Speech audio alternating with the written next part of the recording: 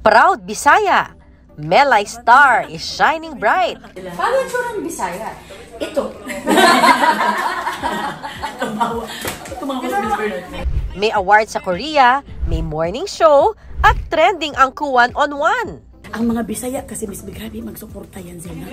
Todo-todo talagang suporta nila. Parang ang hirap paniwalaang hindi ito pinangarap ng Bisaya star na si Melay Cantiveros. Kasi matagal na akong ayoko na talagang mag-artista. Dito kasi parang tinetest yung emosyon mo eh. Hindi mo alam kung deserve mo ba itong ganito na attention or hindi mo alam kung ito bang mga taong ito, kung sincere ka talaga sa iyo. Nothing is stopping her now. Ay wala akong pera nun, masaya na. Ano pa kaya ngayon na may pera? Manoko lang talaga ako Miss Bernadette, pero talagang pag kay Lord talagang hands down talaga ko Lord. Ito mga bini sa'yo. Pilipino tayo, kaya lumalaban tayong nakangiti.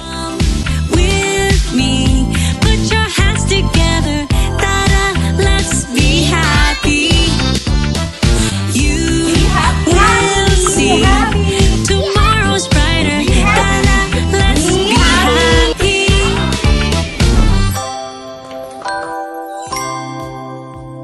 Ay, Bisaya Day! Sino pinakasikat na Bisaya kilala nyo ngayon? Si Melay! Excited ako makilala si Melay kasi grabe, nag-evolve. Sobrang nag-evolve ang kanyang persona. Mula Jensen at ngayon, host na. Subaybayan natin yung kanyang love story kay Jason, nung nagkaroon na siya ng mga anak. At ngayon, patuloy pa rin siya nag-evolve at umabot na nga ang kanyang kasikatan hanggang Korea. Ngayong araw na ito, kilalanin natin si Melay, pero hindi na tayo lalayo. Saan ba ako papunta? Eh di sa TV Patrol. Tara! Eto na, ready na kami.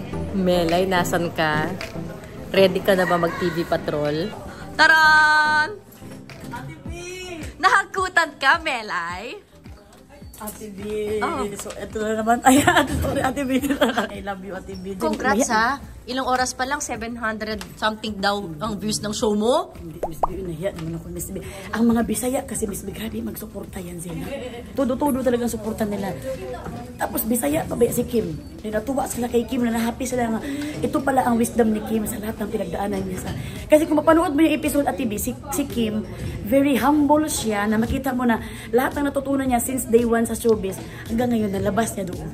Kung si Kim ay humble, ikaw tawag mo sa sarili mo. Bumblebee. Scramble. Ano, At saka nakakatuwa na Bisaya naman. Bisaya naman at Tibi. Natuwa ang mga Bisaya. Of course. Natuwa sila at Tibi dahil Of course. sabi nila parang ang voice ng mga Bisaya will be heard in the national. And ang amazing din sa mga Tagalog, sobrang supportive din nila. Na kahit may nagpo-post na kahit hindi sila naintindihan, gusto nilang matuto ng Bisaya dahil na-interesting sila. So alam mo yun, sobrang happy ako dahil para nagkaroon sila ng happiness ang Bisaya, ang Tagalog sa mga Bisaya na show, at ang Bisaya naman sobrang supportive and na-understand, na sobrang happy naman sa ginawa ng show ng mga Tagalozon. Kasi ang staff namin, 3 lang kami Bisaya. Lahat Tagalog. Melay Cantiveros ba ito? Iba yung glow ko talaga. Unang sir. Sige po. Pero Mariano, at kami na sa mga on-screen artist, si Johnny Pangilinan. Tapos, diretso ko pa rin to, direct. Nagbigay naman si Miss Queen Barreto ng reaction matapos mag-viral sa social media at binigyan ng bagong titulo at binigyan ng bagong titulo. Nagpapatrol Mr. MJ Felipe. Yung last time kasi medyo hindi okay naman kasi kasama ko si Beb ko, si Jenica Garcia. Ito kasi parang natatay ako. May CR ba dito? Sa studio. Nakabahan ako. Paano na-excite yung kasi pag ma-excite kasi ako, hindi ko alam na mahal ng anak ko eh. Magmagano na ako tapos diretso na siya. Mabuti naman din. May nangagalit niya ng mga fans pero isa lang naman. So pinapatuloy ko pa rin kasi kung saan po na-stop na. Mga Bisaya! Mga Bisaya na Kabaysay mo. Sa nawong pa lang, sa mukha pa lang, makikita mo na talaga Bisaya kaya mga Xerox copy ng mukha na. Siyempre! Parang sila. Paano yung surang Bisaya? Ito. Tumawa.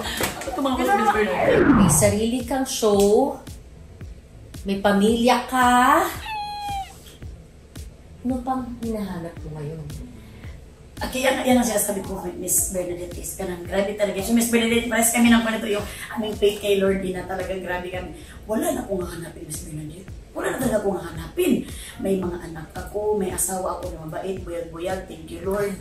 Meron akong trabaho, good health ang aking mga pamilya, ang aking parents talagang still alive.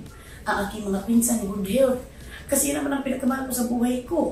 At yung mga hinihiling ko ng mga kaunting bagay is very, dinidinig ni Lord ba? So, sabi ko, Lord, wala ako. Ang buhay ko, inaalay ko sa'yo. Kung anong plano mo, andito lang ako, sumusunod-sunod na ako sa'yo. Kasi itong pagiging showbiz ko, Miss Bernadette, alam ko plano to ni Lord. Kasi matagal na akong ayoko na talaga mag-artista. Dito kasi parang tinetest yung emosyon mo eh. Lalo na pag kunwari, minsan may mga basher, minsan, outside pa yun, sa loob pa nito, minsan matitest pa yung utak mo kapag may mga different kinds of attitude na makakaharap mo. Parang, hindi mo ma-assess kung deserve mo ba itong mga ganito na parang nahihiyak ka naman na parang hindi mo alam kung deserve mo ba itong ganito na attention or hindi mo alam kung ito bang mga taong ito, kung sincere ka talaga sa iyo. Na eventually, pagdating ng panahon, marirealize mo, yun pala yun. Kung mas naging mature ka, kaya sabi ko, ayoko talagang ayoko naman tumagal. Pero the more na ayoko na tumagal, the more na may mga show na binibigay si Lord. Kaya sabi ko, ikaw talaga to Lord. Alam ka naman, hihindian ko yun. Iyon naman ang blessing na binigay ni Lord na marangal na pera. Makakatulong pa sa pamilya mo. So, ano mo? Gusto mo nang umayaw dati sa showbiz? Yes. Why?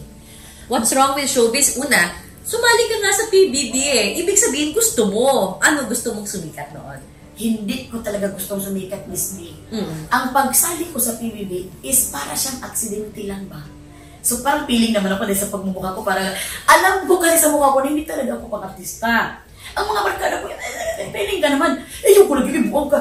Sumali ka na, feeling mo naman matanggap ka. Gumawa yung mga pinasali lang nila ako para katatawanan.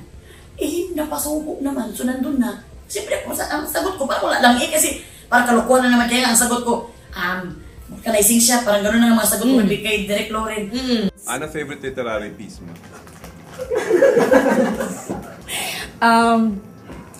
Dan Brown. Dan Brown? Oo, social. Ano?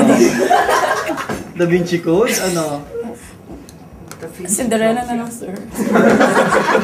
Pero yun pala ang nakapansin sa akin. Ay, aside from that, baka may makuha tayong pera. So pagkasabi ko, pagkasabi mo ng sali niyan, alam mo naman na hindi ka magtatagal.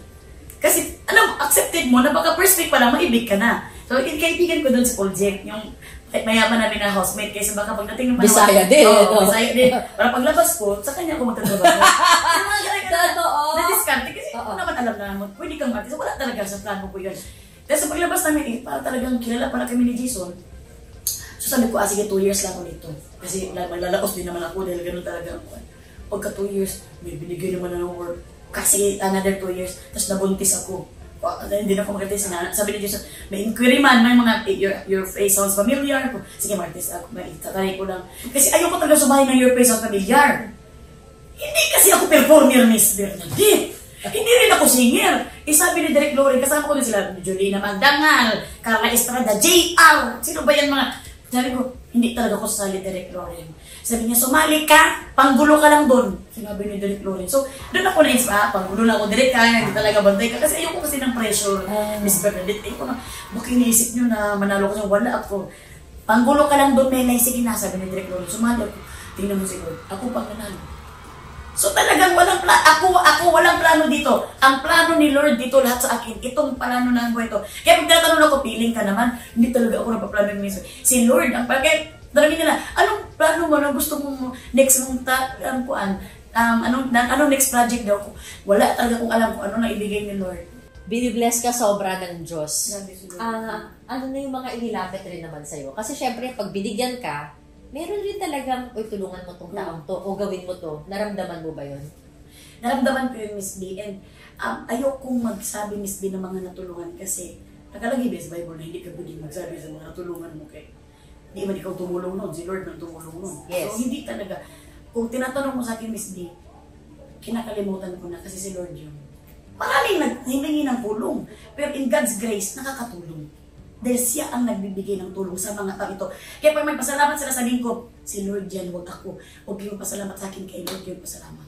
Noon ka na talagang madasalin? Madasalin kami kasi ang lola ko, 22 kaming apo. Ang birthday namin, meron kaming designated na mga saint na yun ang pinipray niya every month. 9 nights before sa birthday namin, na-novena na kami. Tapos pang 9 is yung araw ng birthday mo, mag-novena ka. Bahala, wala ka handa.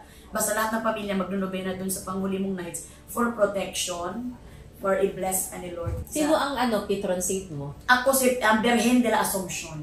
And it helps talaga kasi pupunta talaga ako dyan sa Virgen de la Assumption, sa Bohol, na simbahan doon. Wow. Kapag nanalo ko sa PBB at sa Your Face Sounds Familiar, is very miracle. Kaya ako talagang, panatag ang puso ko because of my faith kay Lord. Welcome sa TV Patrol, ang nuknukan ng gandang si Mamsi Melay Cantiveros. Maraming salamat, Sir Alvin.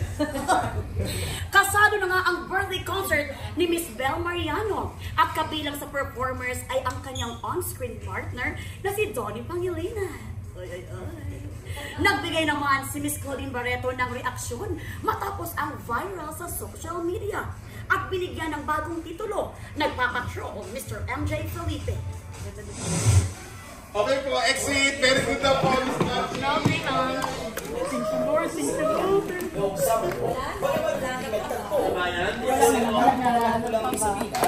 Si Miss Bernadette is very welcoming and very warm ang kanyang pagpasa. Huwag kang matakot, gumagano niya siya. Sabi, basahin mo lang, i-enjoy mo lang. Oo, ikaw ang nakatulong sa amin. Kaya grabe nga ang takot namin pag nandyan na kami sa harap ng tindahan. Diyan sila, kabayan. Sino ba ang sobrang seryoso? Ba yan sila? Piling ko sa kabayan na napapili. Ito kasi siyempre. Wow. Ow. Meow. Walang sabay-sabay. Sana magsabay tayo, no? Lord, sana, Lord. Ano talaga ang mga bakal dyan? Ito mga bini. Bini saya. Yeah! Ang buhay ko sa probinsya, Miss B, is a very wonderful and very happy life. Medyo mayaman-yaman kami, Miss B. Mayaman sa mukha. Noon, bata kami ba? Kasi pag may bangka ka sa probinsya, malaking bagay yun. Sobra kang mayaman nun. Kaya parang ikaw yung may-ari ng bangka, tapos may mga tauhan ka, hindi yung bangka na maliit, bangka na malaki. Ilalawag mo yan, 2 to 3 months yan. Yan ang kumukuha ng tuna hanggang ngayon. Sobrahan ng location. Napunta sa Indonesia. Kaya talagang hinuli ng Indonesian Coast Guard. Oh my God. Bankrupt yung aming kuan. Hindi naman kami sobrang namin, pero alam mo yung nakaluwag-luwag ba na, manood ng sine, mga ganun-ganun. Doon na kami naghirap, Miss Bernadette. Pero yung kahit yung kahirapan namin noon, hindi naman namin ramdam kasi it's atay lang kami sa mga barangay namin. Yung mga kapitbahay namin, it's atay lang na talagang mahirap kami. So, hindi namin ramdam. Pero beautiful talaga ang aking pagkabata ko. Pero ang Jensen kasi is the tuna capital city of the Philippines. Lahat doon mangingisda. Kung hindi mangingisda, seaman. Hindi mo inisip na magbarko din? Hindi ko naisip. Kasi parang kontento lang ako sa Jensen. Ako kasi yung parang tao, parang mabilis ako makontento. Bakit pinalaki kami na mabilis makontento niya. Ako dati, sa itong atin sa nga ako, anytime na ka nang kunwari mawala ng trabaho or kuan, ay nag-umuwi na dyan. Kaya very wonderful ang buhay ko noon. May pera ako noon. Ay, wala akong pera noon. Masaya na. Ano pa kaya ngayon na may pera na? So, kaya mo at gusto mong bumalik sa Jensen para araw? That's, anong sabi nila ng mga friends ko ng showbiz, yan daw ang swerte sa aking mindset. 21 years old nung lumipad ako dito, hindi ko na nabalikan yung kabataan ko. Kasi nung pagpasok ko sa ABS, napasok ko sa PBB, paglabas ko, parang ibang tao na ako eh. Kaya hindi ko na nabalikan yung everyday ko na parang free ako na maglaro-laro. Kiyat-kiyat ako doon sa mga pinsan ko. Hindi ko na nabalikan kasi parang, kahit hindi naman siya sinasabi kong feeling naman ako, pero hindi na talaga siya magiging normalized na maglalakad kami, maglalaba kami ng mga pinsan ko, or magpusap-usap kami ng mga pinsan ko, yung mga parang normal na gawain namin. Iba na eh, no? Iba na. Pero, pinipilit mong i-put lang yung sarili mo sa lupa. Parang ganun, self-awareness na. Pero, di ba, my gosh, na Korea. Yun, no? My heart is very, the best. Saan ang galing yun? Nagaling talaga yun kay Lord Miss Bernadette. Sino naman matiwala sa akin na mabigyan ako ng award sa ganyan na isang movie ko lang naman ang kuan yun. At saka, grabe, hulog ng langit talaga yung si Inang Reyna Inang Reyna Happy Sigo, at si Madam Kring Kim. Sila ang hulog ng langit sa buhay ko talaga dahil ako, wala na talaga akong plano din naman maganyan-ganyan pa. Dahil ang pananaw ko sa buhay talaga, pag binigyan ka na ng Lord ng blessing, okay na yun. Hindi mo inasahan na mangyayari sa'yo lahat. Hindi ko inasahan, Miss Bernadette. Kaya ang nangyari doon sa ma'am chick na yan, classmate at schoolmate ang anak ko at si Inang Reyna, ang anak niya. Nakita na kami sa graduation, na para kaming tangan ni Jason, late kami sa graduation, tapos natawa siya sa akin. Tinanong niya, artista yan. So, nung 6 years ago pa yun ha? A few years later, nag-isip siya ng movie, para Korean movie. Ako ang naisip niya, ayun, dito kong artista na nakakatawa. Siya ang bagay na bagay dito. Pinahanap ako sa kaibigan niya, si Miss Bernadette naman, Alison. Sino ang ikaw ba, Miss Bernadette? May isip mo ba yon? Si Lord ang nag-touch nun sa utak niya o sa heart niya. Walang iba yun. Si Lord, ang peaceful ng buhay ko nun, peaceful na rin yung aking, alam mo yung peaceful ang buhay ko ba, wala naman ako plano naman. Kilala pa ng mga tao, okay, nakilala ka na eh. Bigay mo na rin sa iba ulit yan. Yes. Hindi lang ikaw anak ni Lord. Baka sobra-sobra na. Oo. So, hindi, ito pa rin eh. Kasi si Lord, alam mo, tinawagan ako, shoot agad. Pagka-shoot agad sa Korea, boom, paglabas agad noong December, nagka-award agad. Sili ng Reyna ako. Uy, hindi ko pa alam yung award na yun kasi sinurprise pa nila akong Miss Bernadette ko. Uy, grabe naman to, Lord. Kasi hindi ko nga paano i-grasp yung aking feelings ko. Grabe lang dasal ko, Lord.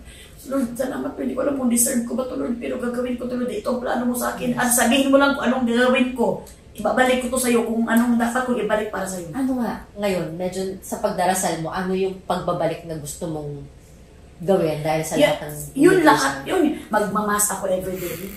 As much as time na, kunwari, mawala akong trabaho, every 12-15, nagmamas ako dyan sa Mount Carmel. And aside from that, hindi naman dun sa pagmamas tsaka dun sa prayer, kasi automatic naman needed mo talaga yung everyday.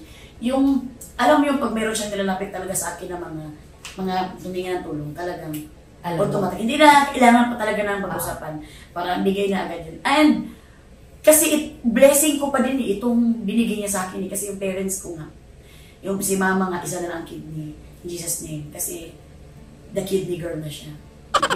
Yan, nagkasakit kasi isang kidney, tinanggal na ng talagang Miss Bernadette. Pero, si Papa naman is may cancer. No, so prostate cancer. So ngayon, thank you Lord kay ang gamutan mo. Nasusurvive. 100,000 every month. The best. Nasusurvive Miss Bernadette. Bakit? Dahil kay Lord na binigay niya ng trabaho. Sino naman mag-iisip nun? Mabibigyan ako ng mga ganun award. There's award na may mga endorsement na pumasok. Thank you Lord. Siya lang lahat talaga. At nasusustain mo ang anong parents mo. Needs ng parents mo. Kasi yung 100,000, mapaprovide ko ba yun, Miss Bernadette, kung may sarili na din akong pamilya? Sino mabibigay nun? Ito si Lord, grabe. Talagang hindi mo na kailangan pang problema. Ganun na ang ganun. Yung parents ko naman, hiyang-hiya. Sabi ko, hindi tayo pwede ba? Masaya tayo dahil binibigyan tayo. Hindi man yan sa akin, para din yan sa inyo. Sumunod lang kayo sa gamutan para masaya ang mga anak niyo. So yan yung mga... Hindi ko alam ganyan ka pala ka-faithful. Ay, maloko lang talaga ako, Miss Bernadette, pero talagang pag kay Lord talagang hands down talaga ako, Lord. Sa iyo na ito lang. With the many faces of Melay. Ito na yun, Miss Bernadette. No. Awan. Ito pag nahiya talaga ako, Miss Bernadette ako. Pero pag ito naman, pag kanang nagagano ko. Sana ba ito nahilo na ako? Tapos ganun ko. Tapos yung maganda ako, Miss Bito. Ito ganun. Alam mo, Miss Bernadette, sobrang swerte ko sa asawa ko dahil siya ang pinaka-faithful sa lahat ng people. Yung nagloko siya, totoo ba yun? Hindi, Miss Bernadette. Yan nga ang problema sa online. Na may iba yung, siyempre alam namin sarili namin, hindi kami nagre-react, nakakatawanan, pero tatawanan lang namin. Hindi mo talaga maiwasan kasi hindi naman talaga nila alam. So gagawa sila ng, kasi guwapo naman si Jason, isip nila, talaga nagloko to kasi siyempre si Melay kami. At the end of the day, makikita pa rin naman nila sa samahan namin na, at hindi mo kailangan mag-explain sa kanila, hindi mo kailangan explain, sila pa rin ang magkukuha sa sarili nila na, mali pala tayo kasi si Jason is a very swerte ko sa asawa ko is hindi yan babaero at hindi yan, pag walang ginagawa yan, walang trabaho yan, sa bahay lang yan. Ako pa ang palalabas, Miss Bernadette, alam mo yun, nakikita tayo sa mga mall.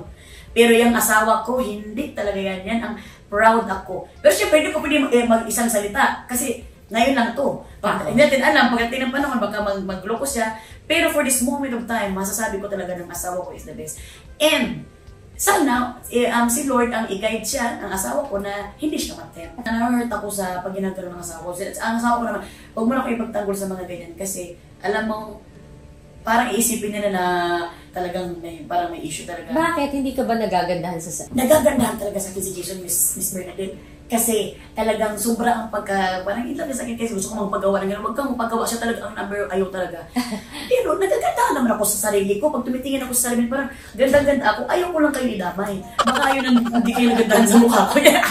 So, okay naman ako sa mukha ko. Kaya lang, sa sarili ko lang, hindi ko i-share kasi baka galit ka. Kasi yung dami beer bashers. Baka mag-oppose. Baka mag-oppose sila. Kaya si Jason at ako, nagaganda niya sa akin. Nagaganda din ako sa sarili ko. Kaya ganun din ako ka-confident. O yun! Sa mga bata, anong dasal mo? Siyempre, ang dasal ko sa mga bata ni Miss Bernadette, makayanan nila ang pagsubok ng mundo. Kasi siyempre, ibabaya ang temptation ng mundo. Kami na may mga anak, sobrang hirap sa amin. Totoo lang. Bakit? Kung anong mangyari, Miss Bernadette, kami ang pinaka-worry. Kasi kung mamatay tayo, mabilis na mamatay, isang ganun ka lang. Pero, bago ka ang may mga anak, ano ko, bubuhayin ko pa sarili ko, kahit hindi na. Pero pag wala kang anak, alam mo yung medyo, okay. Lord. Kaya kami, yun ang isang struggle ko. Thank you, Lord, sa binigay mong anak sa akin. Kaya lang, Lord, mawawala man ako ng faith sa'yo kung hindi ko sila iaalay sa'yo na ibigay ko sa'yo ang buhay nila na sana lumaki silang matinong ng mga bata, masayahin ng mga bata na ma-enjoy nila ang stay nila sa world. And gusto ko lang sila maging mabuting tao paglaki nila na hindi sila maging salot sa lipunan. Bata pa lang sila, matutunan sila para pagdating ng panahon, hindi na ikaw ang magtuturo, sila na mismo ang natutunan sila sa buhay nila dahil sa sarili nilang mga encounter sa pagsubok. So, yun ang simple lang. Si Lord ang magbibigay yun, provide ng mga gusto nila. At sila din ang magtatrabaho ng gusto nila dahil paghihirapan nila yun. Kahit na madami ka ng napundar, kailangan marunong pa rin sila. In Jesus' name, Miss Bernadette. Yes, kasi at the end of the day, yung mga naipundar na yan, kulang pa rin kung talaga materialistic ka. Pero kung turuan mo sila ng pagkakayod at magaling sila sa buhay, dudoble pa, triple pa yan dahil sila din ang kukuha ng pagkakayod nila, yung pagiging masipag nila. So, yun ang pangarap ko. Pangarap namin ni Jason sa mga anak natin.